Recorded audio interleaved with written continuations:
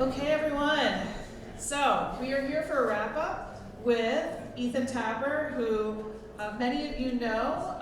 He was a county forester with the Department of Forest Parks and Rec for many years, and he is extremely local to where we are sitting right now. In fact, I think he could throw a stone to your property here in Bolton. So welcome, Ethan. We want to talk with Ethan because of his background as a forester and also a recent author of a new book called How to Love a Forest that he's had for sale over in the other room, and I know he'll have some available later. But I wanted to interview Ethan and kind of do it as a fireside chat because Ethan's been on the front lines of telling the story about this industry and about forestry and about how important it is. So I wanted to pick his brain a little bit and do it sort of in the style of Inside the Actors Studio, for those of you who remember that series, where you sit down and you drill somebody with really questions that really get into who they are as a person. So we're gonna do a little bit of that and wrap up in not too much time. So, Ethan, my first question to you. Give us a little bit of your backstory in terms of just your journey into forestry, because from your book, it sounds like it wasn't from the get-go. It was kind of a curvy way that you got into it. So share a little bit about that. Sure.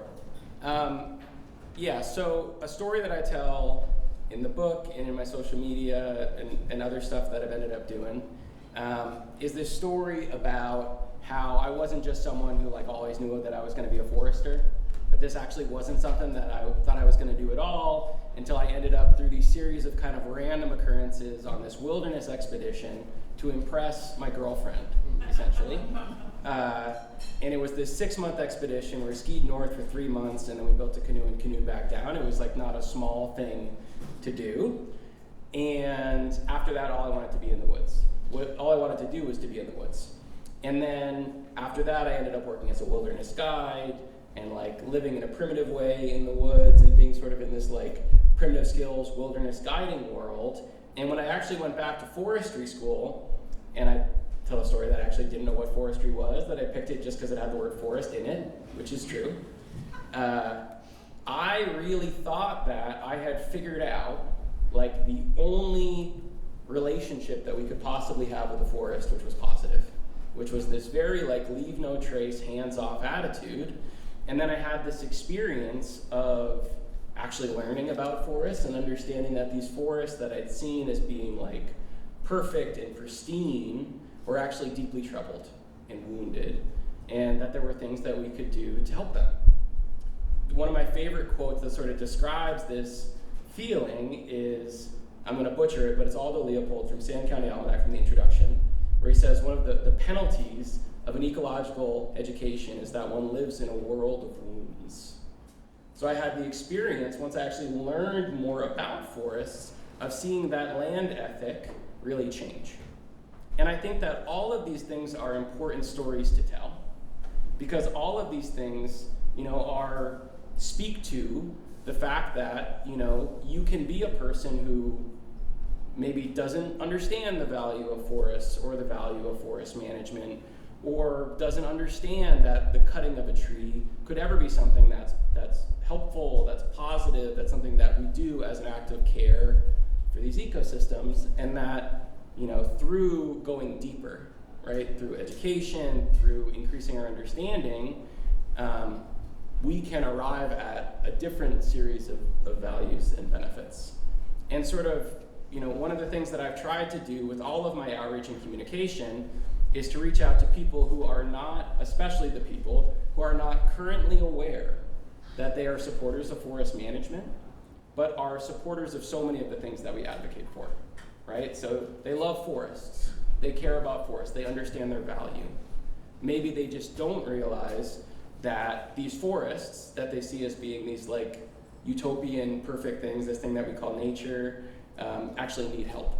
Or they don't understand that this beautiful landscape, these green mountains, which I remind people that the green on these green mountains are forests, is supported by these local economies, right? Or they don't understand understand the importance, the connection between local renewable resources and some of our goals with respect to climate, to improving our local economies, to improving our ability to subsist and provide our own resources.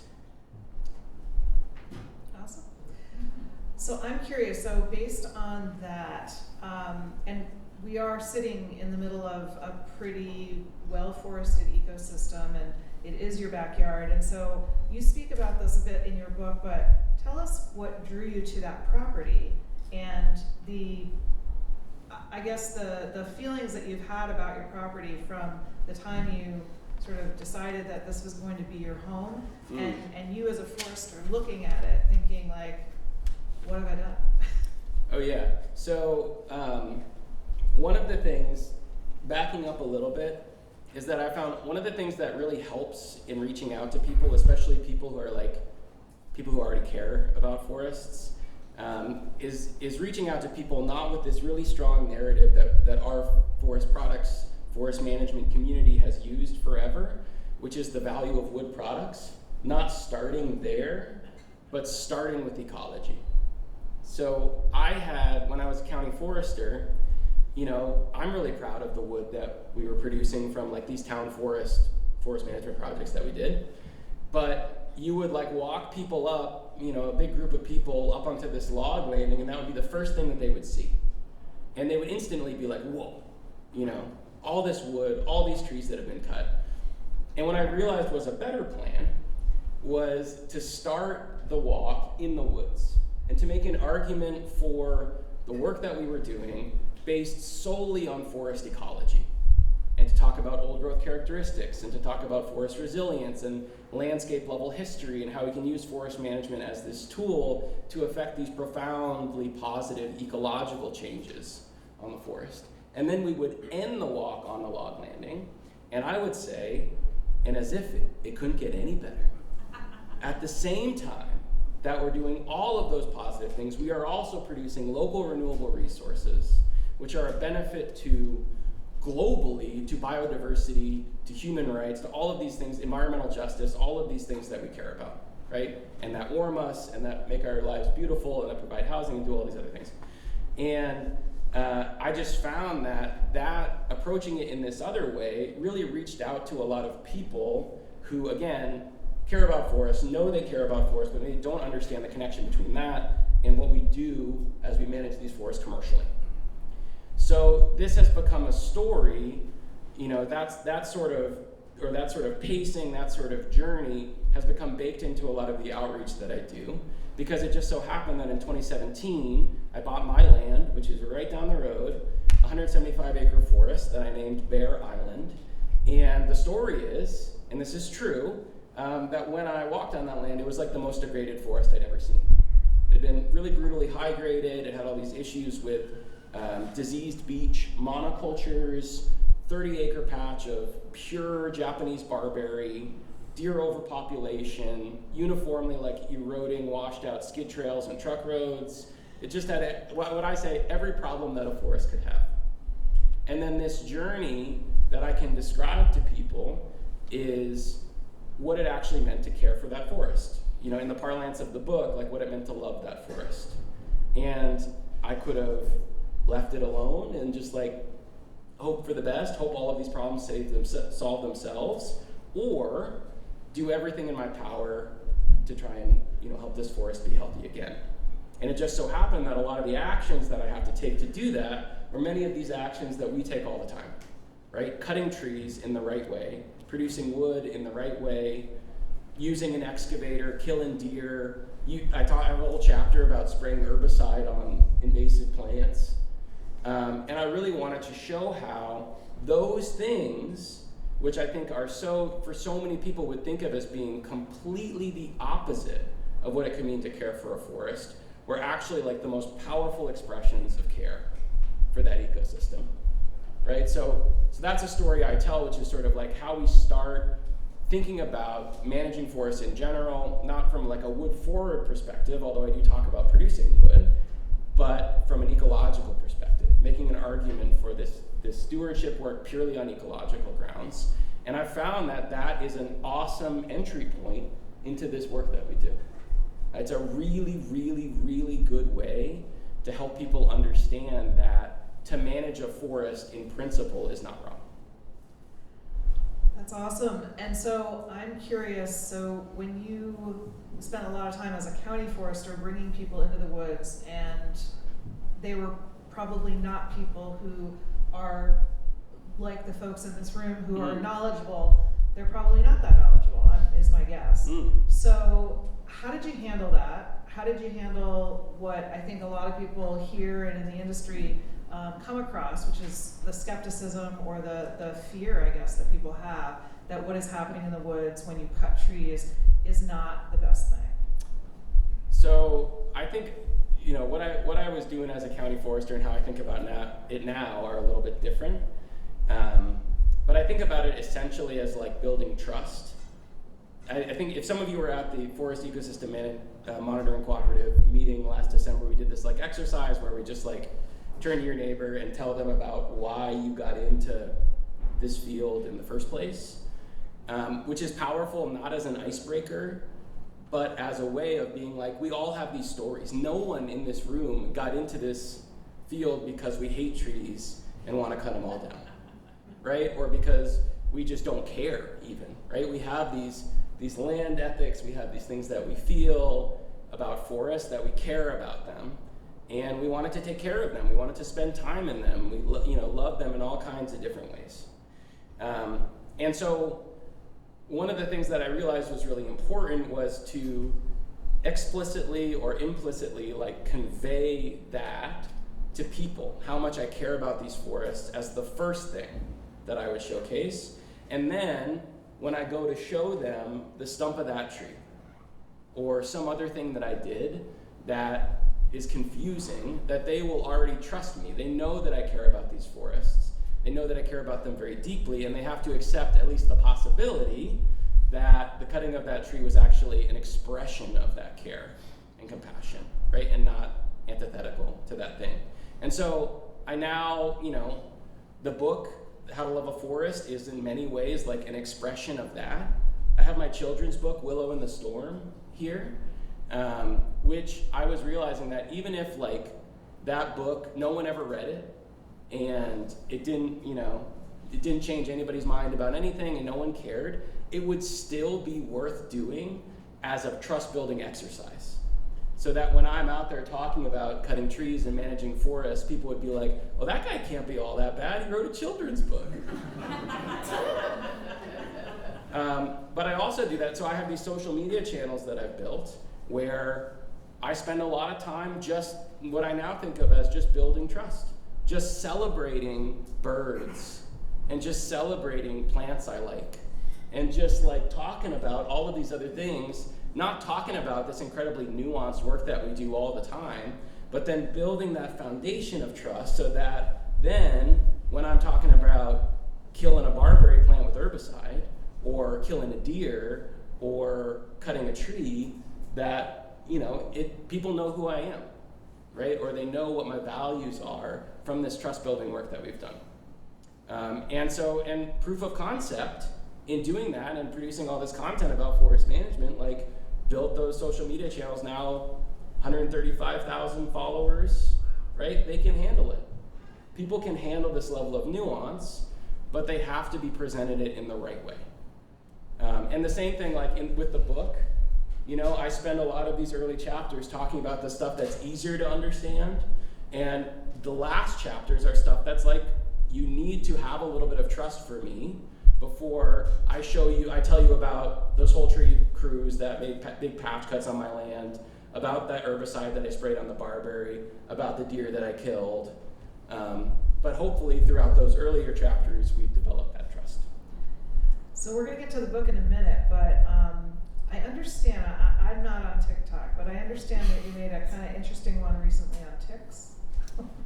And I'm curious, just how do you decide what you're going to talk about, and what, are you listening to the conversations that are out there around forests and sort of shaping it that way, or do you have topics that you just feel like you personally are passionate about, so you're going to talk about those? Like, how do you decide?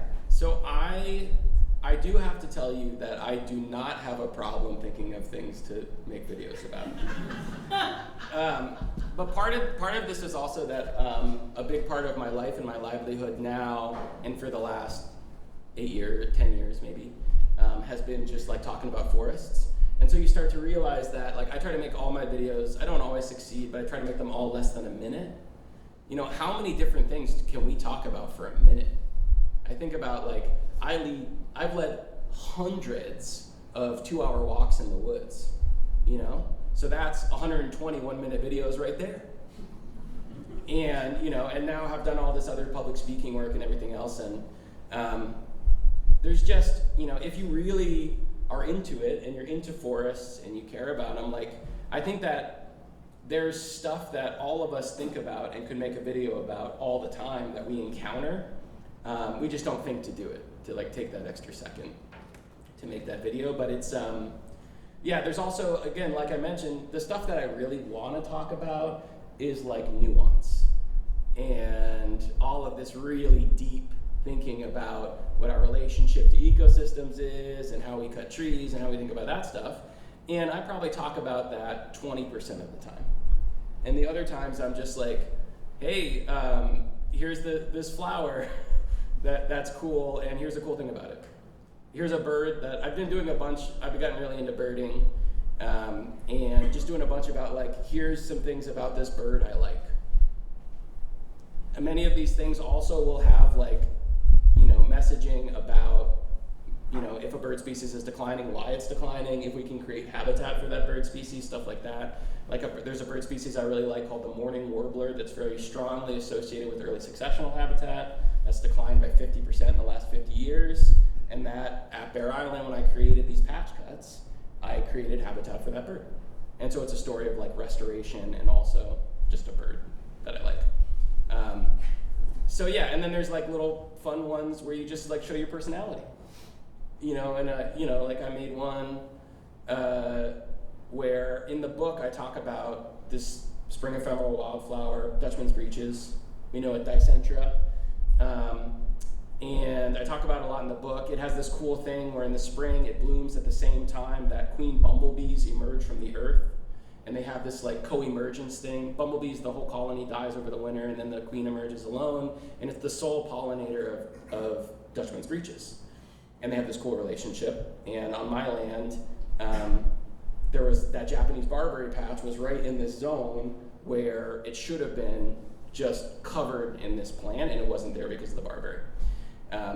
So I made this video of me on my land where that barberry used to be, whispering to a Dutchman's breeches and saying, "I wrote about you in a book."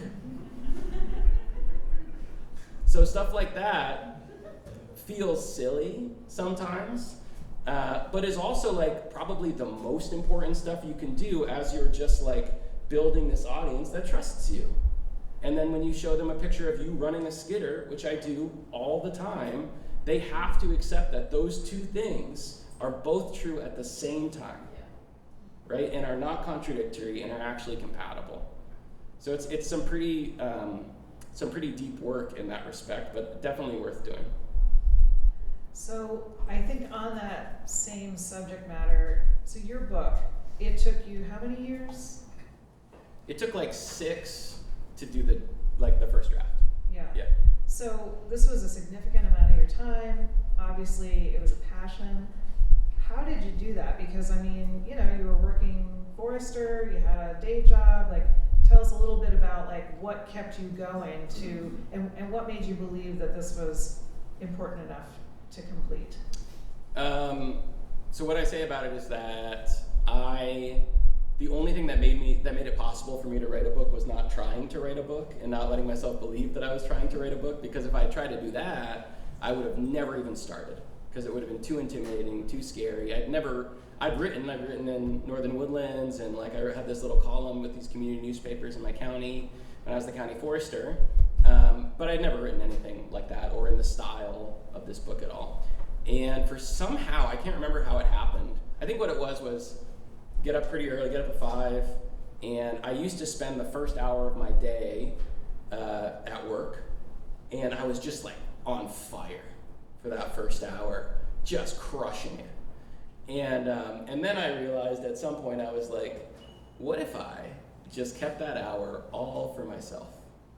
And so I started spending that hour to just write for an hour a day. And it was like so low pressure. You know, I wasn't doing anything really. I was just writing for an hour a day. And then it just became this really important part of my life and this practice where I started every day by writing for an hour.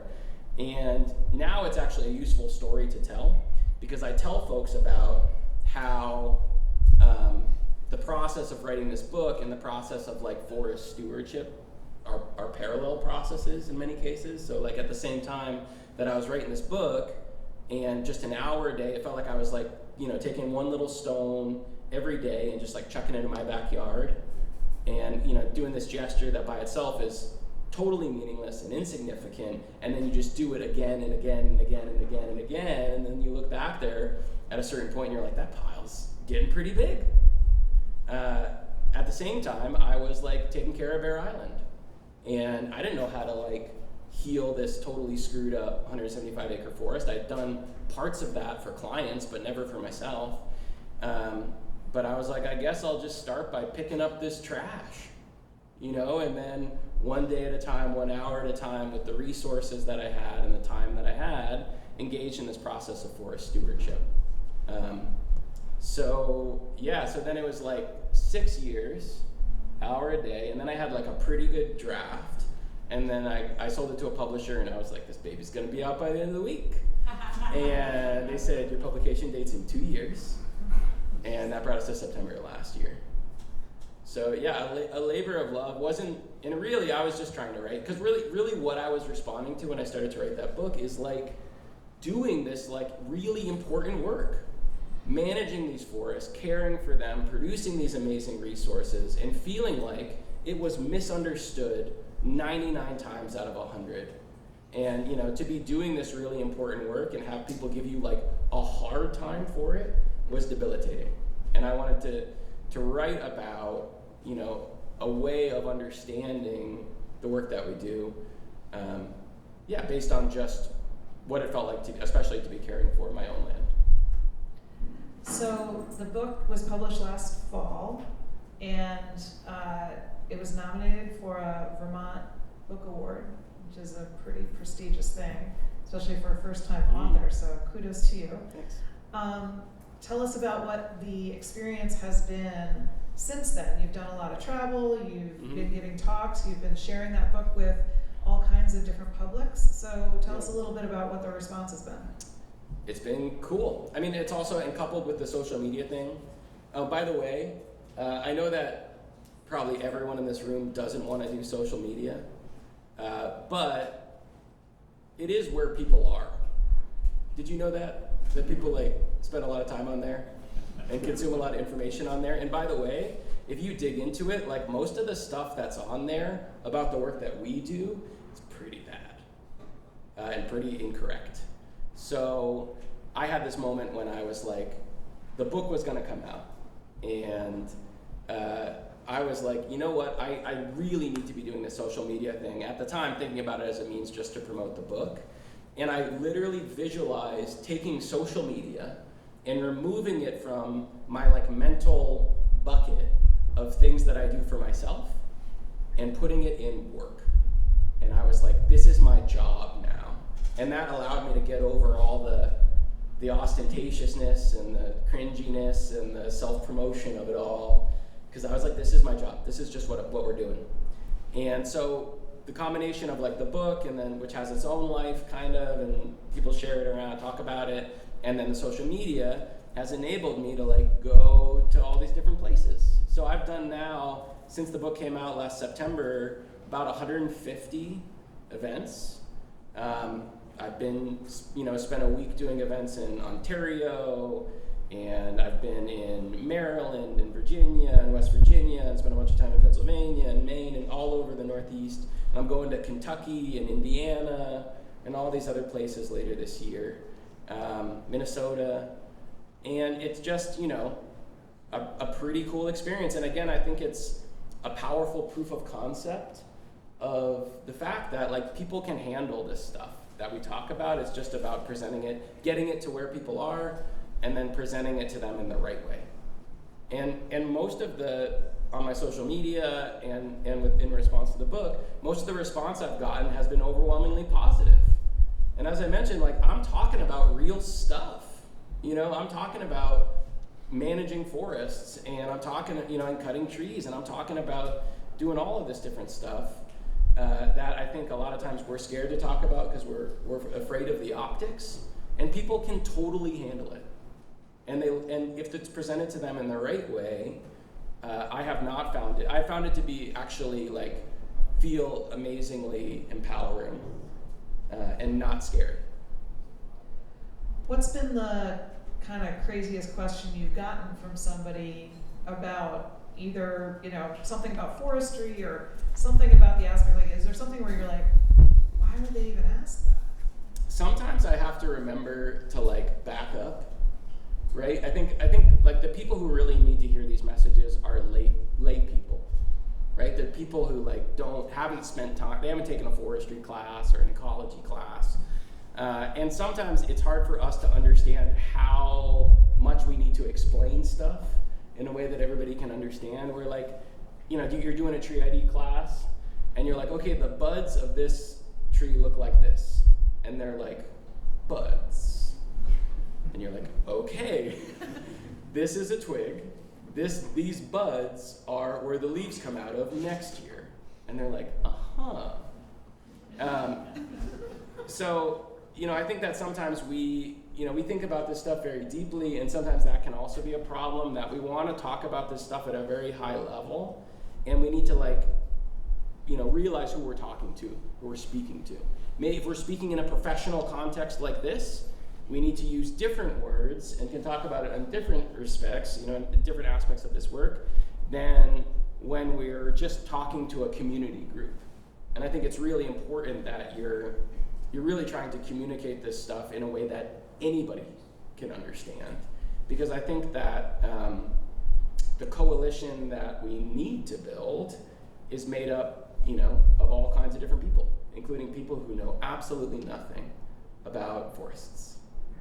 So yeah, a lot of different things. I will tell you that this isn't a weird question, but my favorite part of every event that I get to do is at the end, when I get to sit at the table that has my books, and then there's a line of people, and I get to sign the book, which is also really crazy and cool that I get to do that. People always apologize to me when they ask me to do that, and I'm like, this is the coolest thing that I get to do in my life. And it's even cooler when they already bought the book and they bring it from home, and they want me to sign it. And then they tell me a little story. And a lot of it is my dad was a logger. My family used to own a mill. I own a forest and I don't know what to do with it, and those to me have been the really cool conversations to have, because you get to just suddenly, you have this little moment with this person. You get to make a little bit of a relationship with them, and hopefully you've pointed them in a little bit of the right direction. So it sounds like, if anyone has read the book, you'll know this, but if you haven't, I was really impressed, and I hadn't seen this really out there in the sort of books about forestry. You put a lot of emotion, you talk about the emotions that you have felt as a forester, as a landowner, not knowing if you can help heal this forest, and you made yourself really vulnerable. And I'd like you to just talk about why you chose to do that. So I don't know if you all have experienced this thing where when we do a forest management project and we get these negative responses, and they're always you ruined this beautiful forest, you cut all these beautiful trees, and they're what we would classify as these emotional arguments or these emotional responses. And I have been trained that this is something that we disdain. We want to respond with these very objective, very unemotional responses to these questions. And if you've done any of this work, which of these two things is more powerful? right? An emotional argument or an unemotional argument. I think that we would say that it's an unemotional argument, and I think that everybody else would say it's an emotional one, because we're these like emotional beings and we feel stuff. And one of the really frustrating things about dealing with these things is that those emotional arguments are so resonant and so powerful, and they work so well, right? And I was kind of like, I'm not too proud to make an emotional argument for the work that we do. To me, it's very emotional and very powerful. And I think that when we give up, or just restrain ourselves from doing this work of like talking about how it feels to manage a forest, or how it feels to be in these forests that are missing so many of these critical components, or that are just seem to be declining and have been degraded and all these other things, we miss an opportunity to connect with people and to really share with them the importance of our work. And the same thing is true for supporting our working landscape. When we just talk about everything in such objective terms, we neglect, to explain the feeling of losing these forest products industries, losing, these resources that have defined our communities and our culture and our quality of life for a long time, as long as anybody can remember. And what it feels like to have to buy foreign wood at Home Depot, right? Instead of being able to know that you could just go down to the lumber mill and buy wood that was produced by your neighbors. I think that those arguments are very powerful. And I think that's actually how we really help people understand the importance of a lot of the stuff we talk about, is not just with facts and figures, but with feelings as well. So today we kind of have run the gamut of big kind of global challenges, and we've kind of gotten right down to the local materials and sort of where it's coming from and what the impact is when you do or don't have a supply chain to rely on. So I'm just curious, you've been floating around today, you've been kind of taking it all in.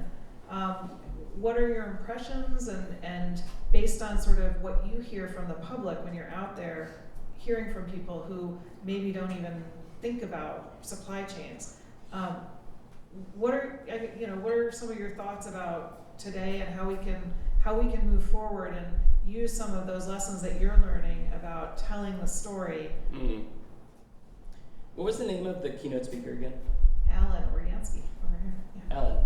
Alan did such a great job for a bunch of different things. I think that one of the things that I was responding to the most was, and something that I try to convey in the public speaking work that I do, is the importance of conveying not just the problem and not just the severity of that, but then also these kernels of hope. Right? I think what I've come to believe is that hope is a self-fulfilling prophecy, because if you make people feel hopeless, they don't do absolutely anything. And then if you make people feel hopeful, they give you reason to feel hopeful, right? And I think that one of the things that we want to convey is not just we're in this dire situation and our industry is dying, but also there is so much more to be had here, right? There's so many beautiful things that we're doing, that we want to do, the way that we want our communities to be, the way that we want our forests to be, this biodiversity that we want to sustain, which is amazing. All of these are good things. And I think that, every time I come to one of these things, I'm just like, what's not to love? Really, it's all just like thrilling stuff. And it's all just embodying the exact thing that we want to do, right? Which is not to live in this world where humans live over here and forests are over here, but we actually think hard about where stuff comes from. And we live in a world where we live, we provide housing for people, and it's beautiful, and we, warm ourselves with resources that we can feel proud of, and all of those other things. And I think that is really what I have found to be one of the most powerful communication tools, is to speak in the positive right? It's not about the things that we're taking away. It's not about the trees that we're cutting. It's not about the deer that we're killing or the invasive plants that we're controlling. It's about what we're creating, right? And what we're building. And I think like when I was listening to Alan's talk, at the end of it, I was fired up. I was like, frick yeah, let's do it, you know? And I think that if we can find a way to, in all the communication that we do, to convey that energy, right? And to like have people feel not just like, oh, forest management, wood production is this necessary evil, right? But that it's this beautiful thing that we get to do, that we get to support our communities in this way, that we get to support our forests in this way, that is like really what we have going for us, right? It's easy to do this communication work because we're the good guys. We're the good people. We're trying to provide resources. We're trying to sustain the livelihoods of people and communities and ecosystems and biodiversity and all the things. And the only struggle is how we convey that to people in a way that feels resonant to them, you know, and that they can understand, and that reaches them where they are. So as we wrap this up, I'm looking at the room, and I know the folks who came here kind of run the gamut around the supply chains of wood, and all have different backgrounds, different skill sets, different desires or not desires to get out there and tell their story. You've taken a risk, you know, you've taken a personal risk to get out there and tell a story, made yourself really vulnerable, writing a book, and then putting it out in the world and hoping that people really liked it, which I think they do. What advice, you know, for anyone who's sitting here going, well, I'm never gonna write a book, I'm never gonna, you know, I'm not gonna get on TikTok or whatever. What are some ways, like really, what are some of the ways that people, anyone who's part of this industry could, in their own way, help move us forward out of that skepticism and fear into that world of hope that you just talked about? So I would say that some of us do need to write a book. Some of us do need to get on TikTok, but not all of us, right? One thing I think that is really important is that we worry less about the optics of all of this stuff. I was thinking about it. I had this experience of going to this old growth forest in Vermont, owned by a large conservation organization, and I saw dead barberry there, you know, and I was like, talked to the guy from that organization. I was like, you spray that barberry? And he said, yeah, we didn't want to make a big deal about it. And I was like, well, I wish you would, right? Because we are so much stronger and have so much more of a powerful message when we actually talk about this stuff candidly. And not in ways also where we're like, I'm talking about, I'm afraid what you're gonna say, but be like, isn't this amazing? Isn't it amazing that we have these tools and we have these opportunities and we get to do this thing? I think that's something that we need to really lean into. I know it's easier when nobody knows about the forest management work that we did back there on, you know, the Class 4 road, and because no one bothers us, but actually it's not helping this thing. It may be helping the forest, but it's not helping us build a better culture of understanding around this stuff. And I think that it's just something that we need to be so much more proactive about.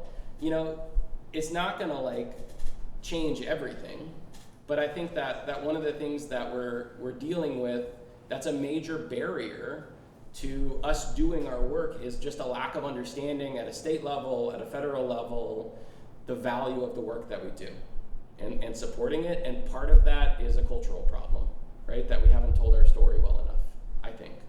And so there are many other things that many other people in this room know about much better than I do, about direct political advocacy and fundraising and all this other stuff. And what I know about is this one little thing.